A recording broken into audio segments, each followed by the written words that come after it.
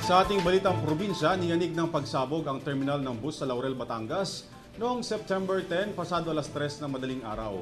Ayon kay Police Captain Pauline Fernando, ang Information Chief ng Batangas City Police, nagsasagawa na raw sila ng investigasyon. Tunghayan ang iba pang detalye mula kay Hana Agon.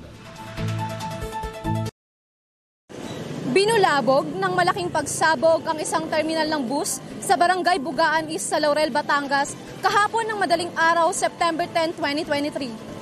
Ayon kay Mayor Lyndon Bruce ng Laurel, pinaniniwalang sanhi ito ng isang granada.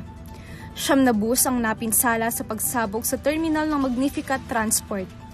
Isang security guard ang nasa loob ng isa sa mga nakaparadang bus ang nakasaksi at agad itong ipinaalam sa mga pulisya. Ayon kay Police Captain Pauline Fernando, Information Chief of Batangas Police, may kasalukuyang investigasyon na isinasagawa at hindi pa sila maaring magbigay ng espekulasyon tungkol sa motibo. Aniya, kung meron mang nakakaalam at nakakakilala sa mastermind ng pagsabog, agad ipaalam sa otoridad. Sa isang pahayag, kinondena ng pamahalang munisipal ng Laurel ang nangyari at ipinangako na hahanapin ng may sala sa karahasan. Batid pa nito, makakaasa rin daw ang bawat Laurelenyo na mas lalong paigtingin ang seguridad sa bayan ng Laurel upang masiguro ang kaligtasan ng bawat isa. Walang naiulat na nasaktan o nasugatan.